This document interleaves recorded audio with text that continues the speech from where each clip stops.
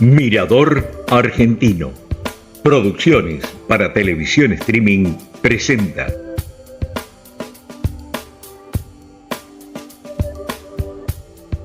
En primera persona, Malvinas. 42 años, a corazón abierto. Conducción, Carlos D'Abramo. Agradecimiento a Casa de Veteranos de Guerra de 3 de febrero.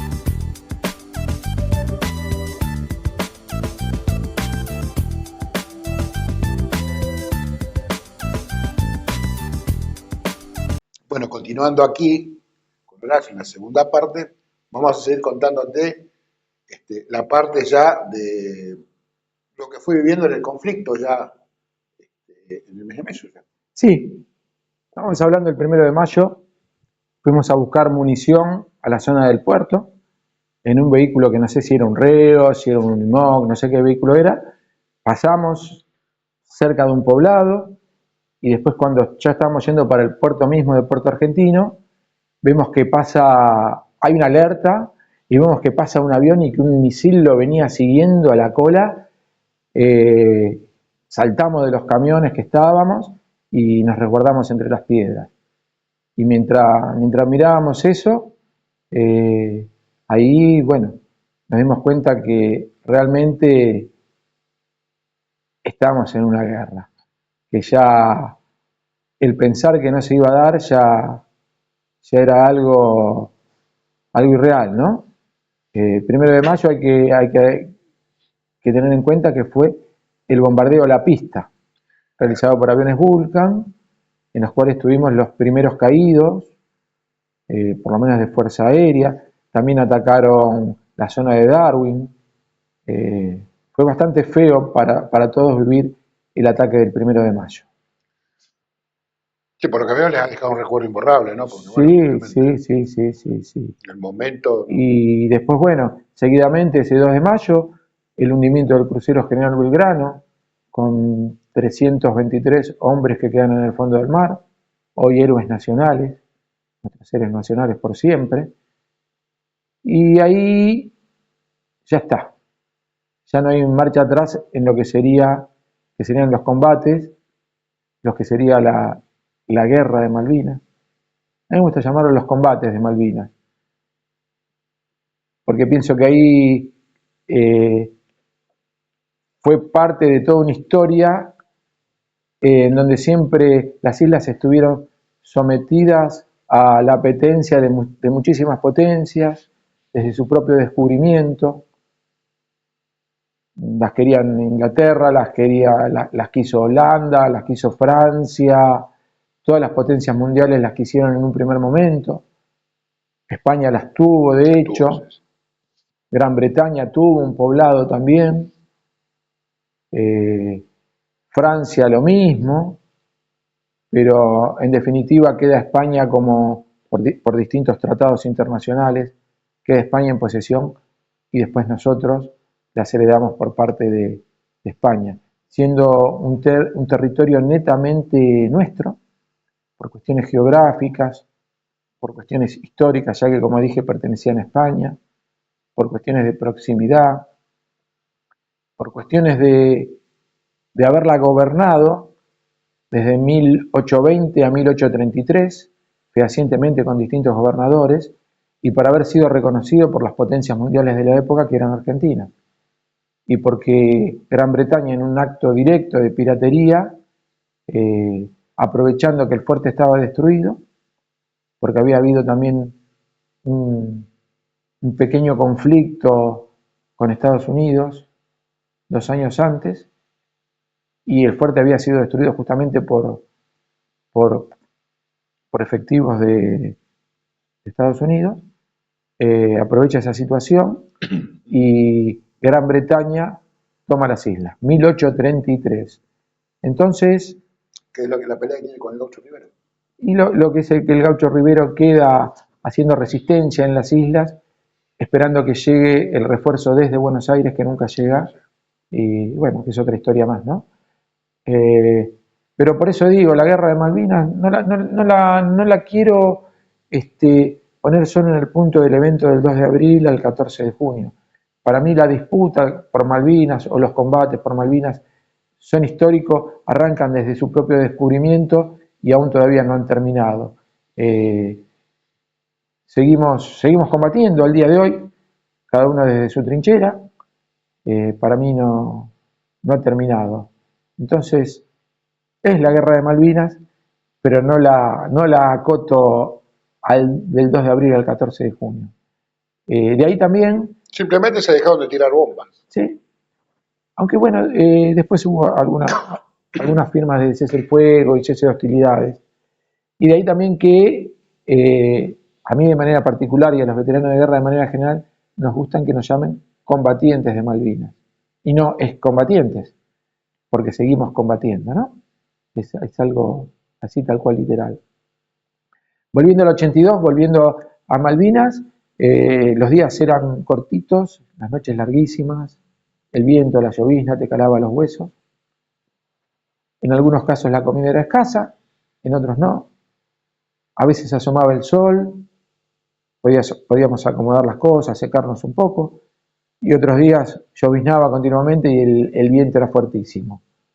En Malvinas había camaradería, había muchas charlas que teníamos con nuestros propios compañeros, se fueron armando lazos de amistad, lazos de hermandad, hasta que van llegando los momentos del combate, van sucediendo los días, los ingleses llegan a la zona de San Carlos y a una pequeña fracción del grupo de artillería, a 4 cañones, los mandan para esa zona, para que no permitan que los ingleses ingresen, Claro. hagan pie y luego avancen. 2 de esos cañones son transportados con un pequeño barco de prefectura, el río Iguazú. El barco de prefectura es alcanzado por la artillería enemiga. Ahí también uno de la gente de prefectura le dispara y le da a un avión inglés. En ese barco eran transportados 2 de nuestros cañones en las bodegas de manera desarmada, 2 de los 4 cañones que habían ido. Y el barco queda escorado, semi hundido en las orillas de San Carlos. Se rescatan los cañones y son llevados al frente. Ahí hay acción destacada por soldados nuestros, por soldados del grupo de artillería también. Que se metieron al barco, me imagino. Sí, que fueron a buscar cosas, que ayudaron a bajar los cañones y demás, que saltaron del barco hundido. Hay acciones muy valerosas por parte de soldados del grupo de artillería. Yo estaba en ese momento en la zona de Puerto Argentino. Los combates comienzan, primero con alguna serie de tiros, de enfrentamientos, más en la zona de San Carlos, y después irse arrimando a Darwin. 4 de esos cañones, 3 funcionaban, uno había quedado medio averiado, y mandan a pedir parte de una de las piezas, parte de uno de los repuestos del cañón. Y bueno, estando en Puerto Argentino, van destinados 2 sargentos para allá, el sargento Rivas, el sargento Moreno, el soldado Luján, y ahí en ese momento también le pedí si podía ir con ellos a Darwin, a llevar el repuesto del cañón. Me llevan, el pensamiento era, bueno, listo, ya está. Salir de esa situación que uno estaba viviendo tan angustiante que te da la guerra, en donde no sabes en qué momento se va a haber un desenlace final, si te va a caer una bomba encima, si te vas a tener que enfrentar o no. Ir a Darwin significaba enfrentarse con el enemigo, suerte y verdad, ya está. Combatiremos, si salimos victoriosos festejaremos y si no, Dios dirá. Fuimos trasladados con Rubén Luján, con el sargento Primero Rivas y con el sargento Moreno a la zona de Darwin en un chinú, junto con munición y junto con gente del regimiento 25. Claro, el rápido va con helicóptero de carga, digamos. Son helicópteros de doble De doble hélice, hélice. los chinú. Vamos sobrevolando y dibujando el suelo de Malvinas, en algunos momentos a muy escasos metros de altura y también a muy escasos metros de altura sobre el mar. Iban con puertas abiertas, los tripulantes del Chinú, prestos a ver si había algún enemigo, algún enfrentamiento o algo. Llegamos a la zona de Darwin y el helicóptero ni siquiera aterriza, queda suspendido en el aire a no sé qué altura, metro, metro y medio del suelo, y de ahí saltamos y bajamos todas las cajas de municiones. Y cuando nos damos cuenta ya el Chinú desaparece en el aire, va a cumplir otra misión y nosotros estábamos en medio del campo de combate. ¿No? Me imagino el momento que pasaste, ¿no? Por ese Sí, momento. sí. Había pedazos de aviones por todos lados, se escuchaban los estruendos de bombas y demás, pero propiamente ese no era el lugar donde se estaba combatiendo en ese momento, sino que en ese momento se estaba combatiendo al lado de unos galpones de oveja, unos galpones de esquila que había en Ghost Green, en Mansos Verdes. Llegamos a esa zona, mis compañeros estaban apostados al pie del cañón, era un galpón muy grande y bueno, automáticamente me puse a hacer lo que estaban haciendo ellos, que era ni más ni menos acarrear la munición, abrir las cajas de munición, rompiéndolas contra el suelo en muchos casos, preparándola porque la bala del cañón viene separada, por un lado viene el proyectil y por otro lado viene la cápsula, esa cápsula llamada 8 creo, y por otro lado los saquetes de pólvora. Entonces, al requerimiento del que está tirando, del suboficial que está tirando, lo cargábamos con 1, 2 o 3 saquetes de pólvora, se cerraba, se llevaba al pie del cañón y el suboficial a cargo hacía el disparo. En un momento también levanto la vista, veo un oficial de los míos, que hoy en día a mi entender era Zanella el que estaba ahí, subido arriba de uno de esos galpones, haciendo vistas y tratando de indicar a dónde tirar. Era una maquinita, la artillería funcionaba como nunca. Soldados acarreando munición, al pie del cañón, suboficiales tirando y oficiales dando las órdenes. Pero a la vez que nosotros tirábamos también la munición trasante golpeaba en ese galpón que estaba. Y era impresionante. Eso ver al sargento primero atrás del escudo del cañón, dando órdenes, diciendo que nosotros también vayamos a resguardarnos, y en momentos que se podía seguir alcanzando munición, se combatió ahí hasta agotar munición. Totales fueron 30 y pico de horas de combate, me tocó vivir esas últimas horas de combate hasta que en un momento hubo un cese el fuego y bueno, había sucedido que los ingleses habían hecho un movimiento de pinzas, habían tomado toda esa posición y ahí cae Darwin. En Darwin había soldados del regimiento 25, soldados del regimiento 12, soldados de Fuerza Aérea, con su artillería antiaérea, y estaba un grupo de artilleros que pertenecían al grupo de artillería transportado 4, hoy con honor lo digo, pertenecía a ese grupo de artillería y realmente combatimos con honor. Dimos hasta lo último todo lo que pudimos, estuvimos bajo el fuego enemigo, le tiramos y nos tiraron. Y en esos momentos que estábamos ahí, ya en el momento de la rendición, en una de esas, también se acerca un oficial inglés buscando al jefe del grupo de artillería que había combatido ahí. Él pensando que había combatido todo un grupo de artillería. Claro. Llama al oficial de máximo rango que teníamos, era el teniente Chanampa, lo felicita personalmente, le dice que la manera con que habían combatido los artilleros había sido grandiosa, la cadencia de tiro que habíamos tenido, el mismo inglés se lo reconoce, y aparte el ver todas las vainas servidas en el campo de batalla, hoy se pueden ver en fotos, Creo que hay un video. hay videos y fotos con, bueno, el estruendo de los cañones y demás, la cadencia de tiro que se ha tenido, y ahí se tuvo el primer reconocimiento por parte de los ingleses mismos. Después de ahí quedamos en condiciones de prisionero, de Darwin a San Carlos, de San Carlos embarcados en el buque Norland, para mí con un destino incierto, pero después de 10 días en esa condición desembarcamos en Uruguay, en las costas de Uruguay. Ahí nos esperaban 2 barquitos de la Marina Mercante, el piloto Alsina y el Mianovich, y de ahí a una zona de La Plata, y arriba de unos micros, los micros con las ventanas tapadas.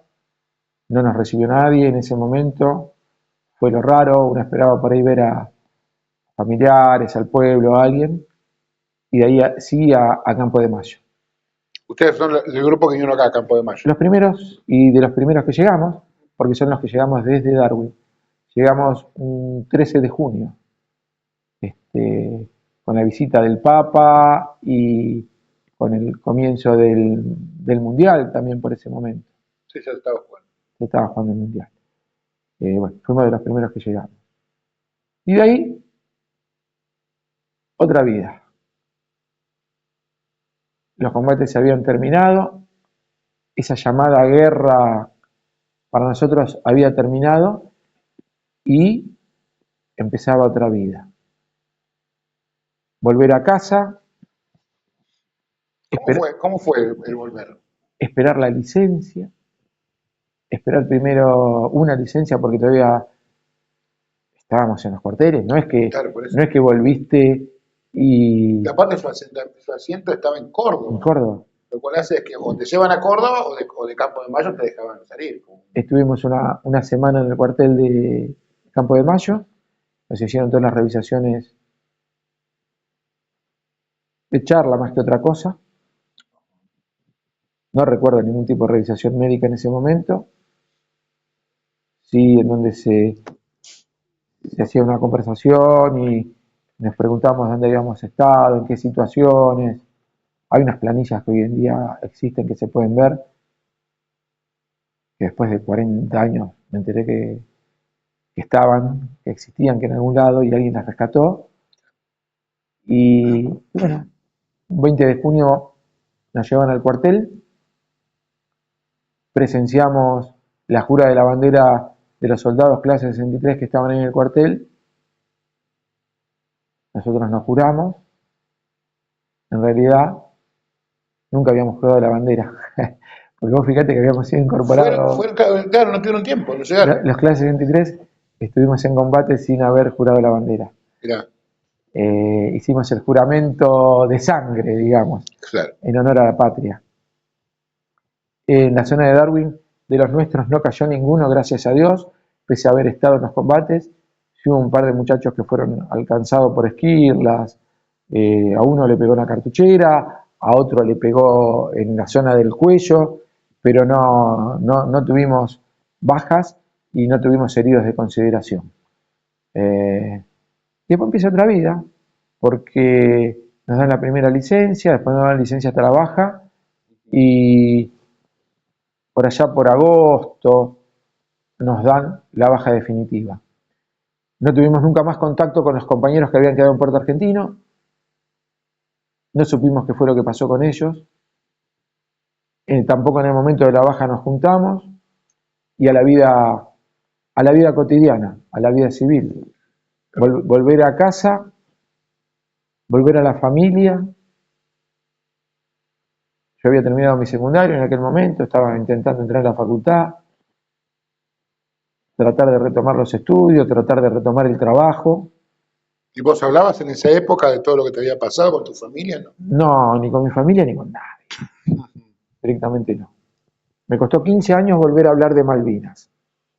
Y gracias que a la casa, te agrupaste acá en la casa. Claro, en un momento me encuentro con uno de mis compañeros que había estado en Malvinas, con Rubén Luján justamente, y me invita a participar de la Casa del Veterano de Guerra. Estamos hablando del año 96 aproximadamente. Bueno, me arrimo a la casa, con algunas heridas todavía,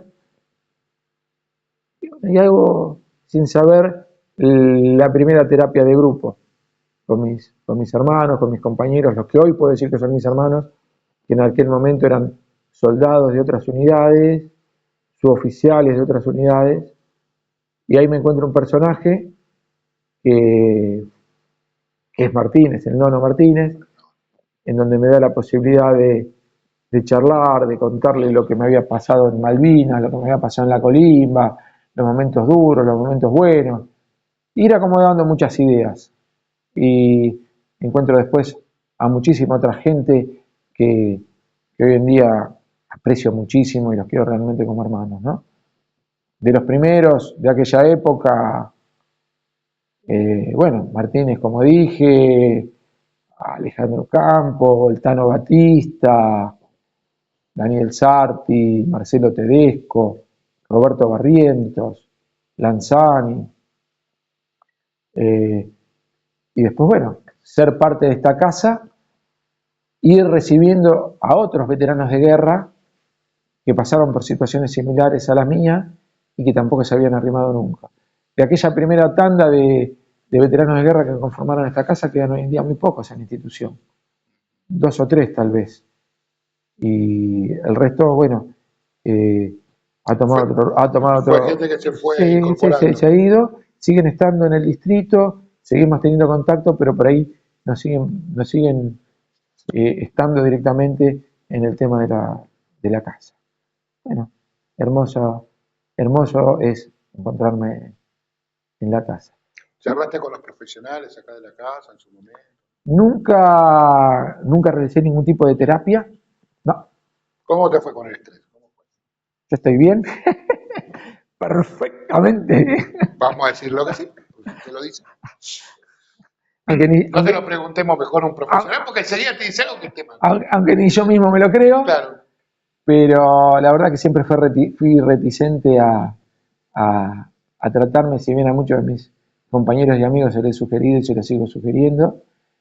Hoy también cumplo un rol dentro de las organizaciones de veteranos de guerra.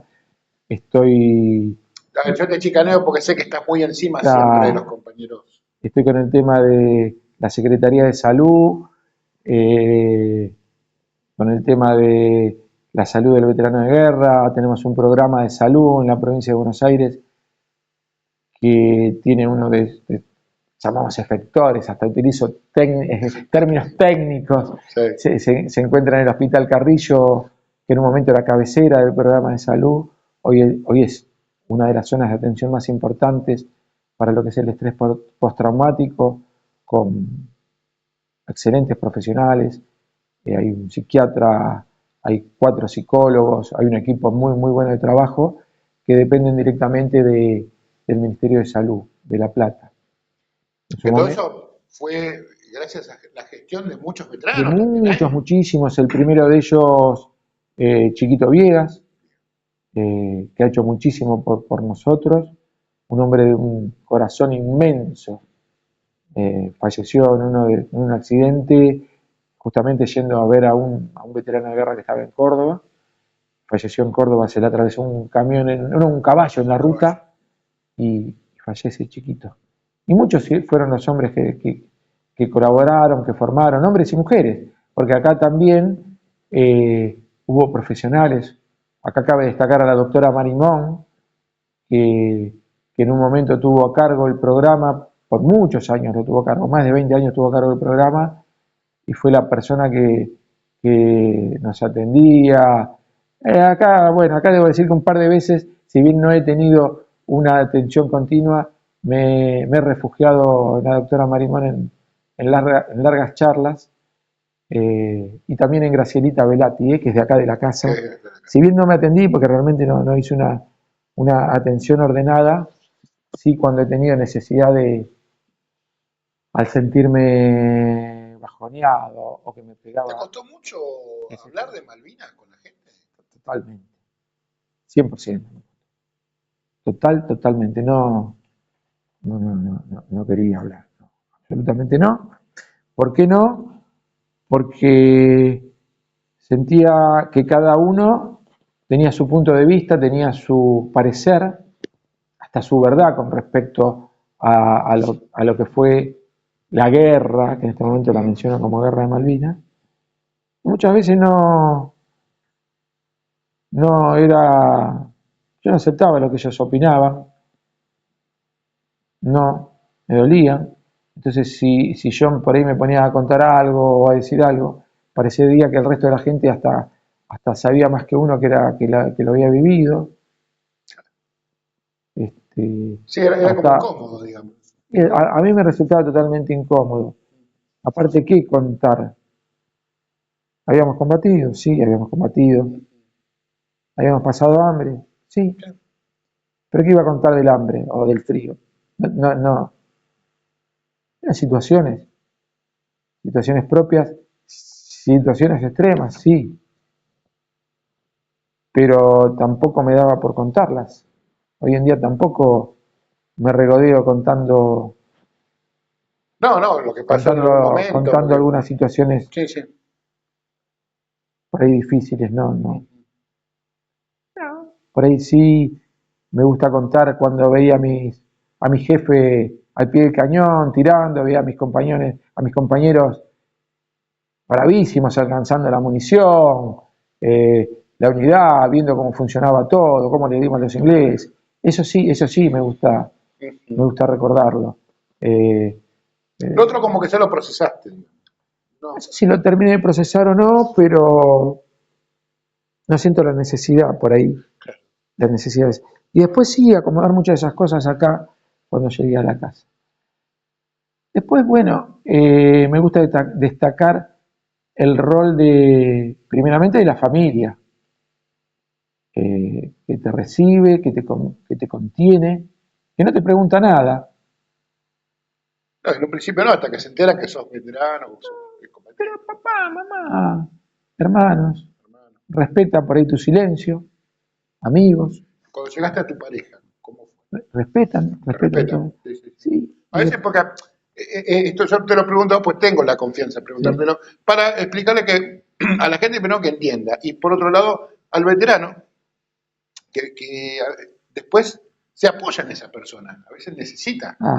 Y después a lo largo de los años uno todavía era joven, uno ya venía con la idea cuando viene la guerra vine ya con la idea de formar una familia. Mira vos, joven, 19 años, y ya con el pensamiento distinto. Por ahí antes de ir, el pensamiento de vivir un poco más la vida, de salir con alguna piba, qué sé yo, noviar, esto, que aquello. Y ya a la vuelta de la guerra, ya con el pensamiento más decidido a formar una familia. Claro.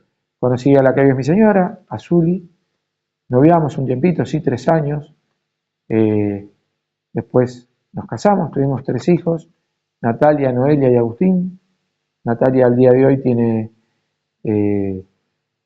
37 años, Noelia 35 y Agustín 24. Mi hermosa familia en la que me he respaldado toda la vida. Y después, bueno, el respaldo de acá, de la casa, del veterano de guerra. Y después, a lo largo de los años, conocí otros personajes, otras, lo que yo llamo organizaciones e instituciones. Conocí una federación de veteranos de guerra en donde había gente que había, veteranos de guerra, que se habían sobrepuesto muy rápido después de los hechos de Malvinas. Y ya en el 83, 84, 85, 86 habían empezado con claridad a ver las situaciones que vivían los veteranos de guerra. Ni más ni menos, formar el programa de salud de la provincia de Buenos Aires tuvo que ser porque alguien visualizó un problema y dijo, esto lo tenemos que atacar, que No habíamos encaminar. tenido una guerra de tal magnitud en la época moderna como para darte cuenta de lo que era un estrés postraumático, cómo trabajar la cabeza de las personas que estuvieron en el combate. Claro, hubo quien se dio cuenta que después de una guerra el soldado tiene que ser atendido, hay que prestarle atención de lo que ha vivido. El Estado no, o si lo hizo de manera muy chiquitita, porque a mí personalmente no me llegó ni noticia del Estado por 15 años. ¿Viste? Sí me llegó por ahí una pensión primero graciable, pero después de 10 años, pero lo que respecta a salud o situación psicofísica, si no fuese por esos muchachos que organizaron todo, el primer chequeo médico que nos hacen en el Hospital Carrillo a raíz de este programa de salud que nos convocan a todos nosotros y nos hacen un chequeo general después de 15 años. Y ahí está el primer historial que tenemos en lo que respecta a nuestra salud. Eso es parte, para que la gente lo pueda comprender, de lo que fue la desmalvinización. Porque desmalvinizar es una palabra, la desmalvinización, pero también fue la dejadez, dejar todo como está, sin hacer nada, hasta que, bien lo contás, los propios veteranos empezaron a mover la rueda. Claro. Y después empiezan a organizarse.